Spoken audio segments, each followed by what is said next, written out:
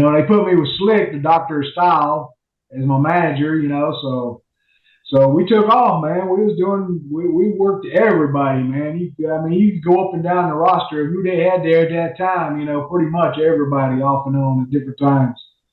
So were you still like starstruck, to say the least? Like Hogan, being in the ring with Hogan and those guys. I didn't care one bit. I wasn't starstruck at all. Well, whatever you want to call it. Like when you were in the ring with like Blackjack, some of those other guys you were saying. No, because I didn't grow up watching Hogan. So now that, okay, all right. I mean, Hogan to me was just another wrestler, a wrestler, but it wasn't the same as these other guys from Mid Atlantic because I didn't grow up watching him. So it wasn't the same situation. That's awesome. It was a difference. I mean, yeah, he's the top man on the totem pole now, but to me, let's just have a good match and go on about our business. That's all I wanted to do. That's all it was, night after night after night. Match after match. So luckily, I got in the spot that people was begging to get into. So I was just a lucky person again. Just luck, just happened to be because of the big cat, Ernie Ladd. Once again, put me in that position again, which he'd done, brought me into Mid-South, and now he brought me, helped me get into that spot. So a lot of times that's just how it is. People help you out that way if you're a halfway decent person. You know what I'm saying? Yeah, you could give yourself a little credit. I mean, maybe. I mean, we don't know. We don't know what history would have had. We don't know if I'd have made it or not. You were in like the first Survivor Series, I think, weren't you? I was in the very first. Well, the very first one was a live TV event. We were in, I think, Hamilton, Ontario, Canada, and they actually telecast it live on TV. But yeah, I was in the very first one, and the last two in the ring was myself and Hacksaw Jim Duggan. And, that's the Royal Rumble, I think. Yeah, that's the Royal Rumble. Yeah. Right. And then Duggan pulled the rope on me, and I took the bump over, and Duggan won that one, actual first. Yeah, that was like the first one.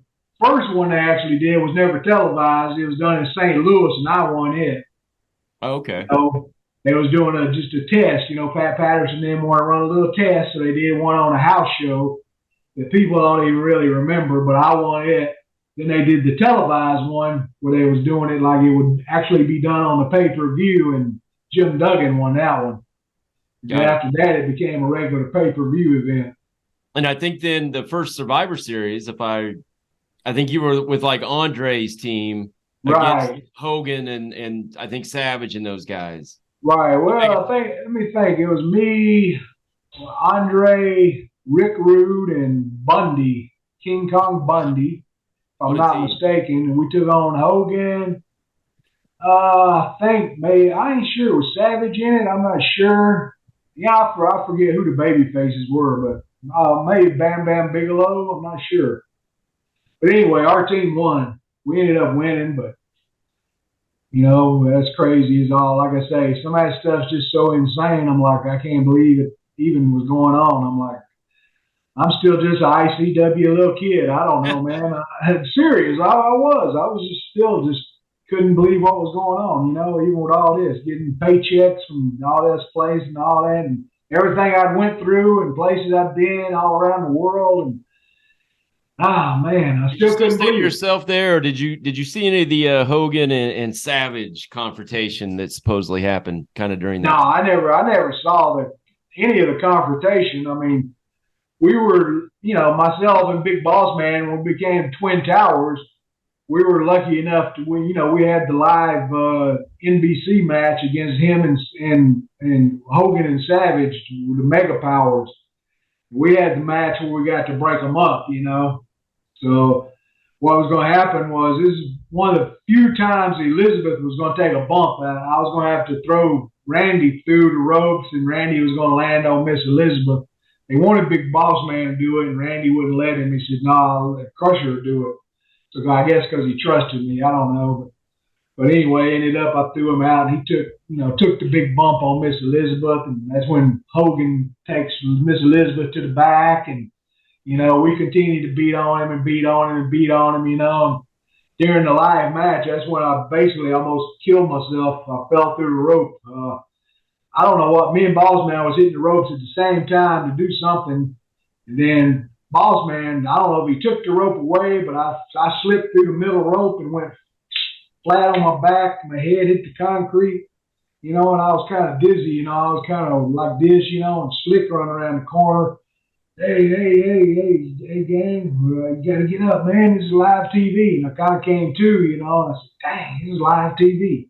So I pulled myself back up, made it back into the ring, you know, was able to finish, you know. If it'd be modern days, they probably would have pulled me out and sent me to the back, you know. But at that time, you couldn't do, you know, well, you know what it was like at that time. You just had to go on about your business.